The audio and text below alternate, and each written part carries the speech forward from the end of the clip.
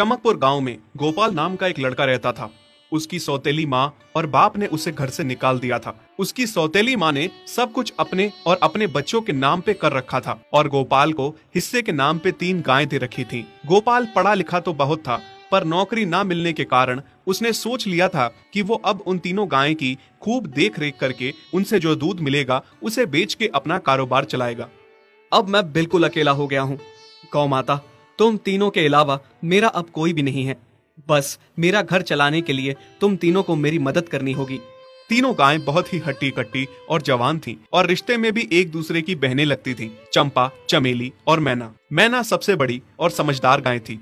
चंपा गर्भवती थी और चमेली को अभी अभी बच्चा हुआ था। वो दूध दे रही थी, जिसके दूध को बेच के गोपाल का थोड़ा बहुत घर चल रहा था। पर गोपाल को अब चंपा और मैना पे पूरा भरोसा था कि जब उनका बच्चा हो जाएगा तो वो खूब दूध देने लगेंगी और जिससे उसका कारोबार अच्छे से सेट हो जाएगा।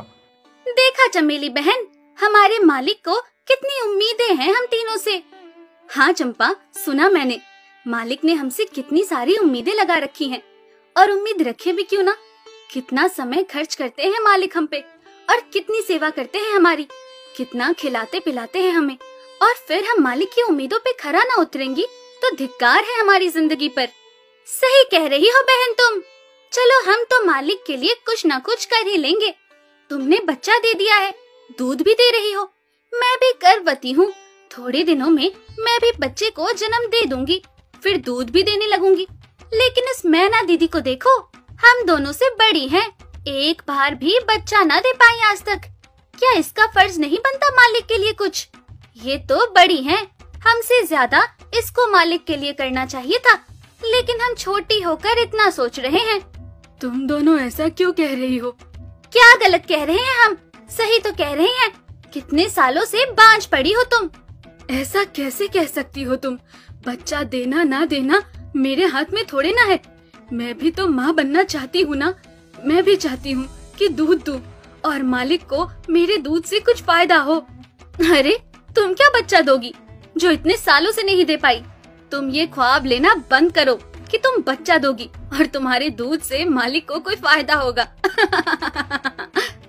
दोनों छोटी बहनें बड़ी बहन मैना की बेबसी का मजाक उड़ाती हैं और उस पे हंसती हैं। इस बात से मैना बहुत दुखी होती है और रोती है कि उसी की बहनें उसको दिलासा देने की बजाय उसे ताने मार रही हैं, उसका मजाक उड़ा रही हैं। फिर एक दिन गोपाल का पड़ोसी उससे कहता है, अरे गोपाल, तुम्हारी 2 गायें तो ठीक है, एक गाय का क्या है? उससे तुम्हें कोई फायदा नहीं है, बेच क्यों नहीं देते उसे? अरे नहीं नहीं भाई साहब, बेचना क्यों उसे? अभी बच्चा नहीं दे रही तो क्या पता कल वो बच्चा दे दे। कोई भी काम जल्दबाजी में नहीं करना चाहिए। अरे नहीं गोपाल, मेरे कहने का ये मतलब था कि तुम्हें अपना कारोबार जल्द खड़ा करने की जरूरत है, क्योंकि तुम्हारे घर वालों ने तुम्हारे साथ जो कुछ भी किया वो बहुत गलत था। अब तुम्हें जो भी करना है अकेले ही करना है।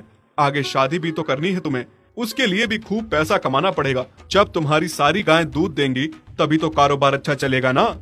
हाँ, बात तो तुम सही कह रहे हो भाई।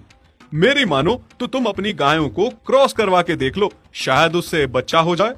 हाँ, ये सुझाव तुमने सही दिया, मैं कल ही ऐसा कर लेता हूँ। सुना तुमने मैना बहन मालिक की बातों को? कितना परेशान है मालिक तुम्हारी वजह से, पर तुम्हें तो कोई बात कह ही नहीं सकते। झट से बुरा जो मान जाती हो तुम।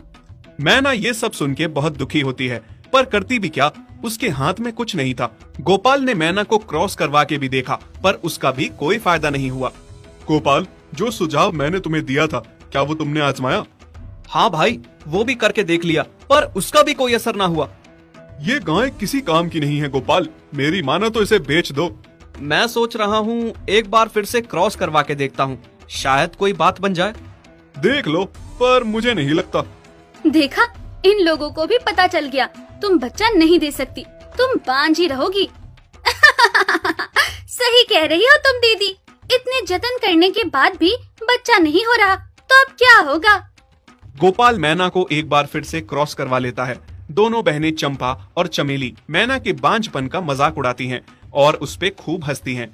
फिर एक दिन मैना चमेली के बच्चे के साथ खेल रही थी कि तभी चंपा देख लेती है। हाँ देख तो चमेली दीदी, ये मैना दीदी तेरे बच्चे के साथ क्या कर रही है? मुझे समझ में नहीं आ रहा, तू इस बांझ के साथ अपने बच्चे को कैसे छोड़ सकती है? जब मेरा बच्चा आ जाएगा मैं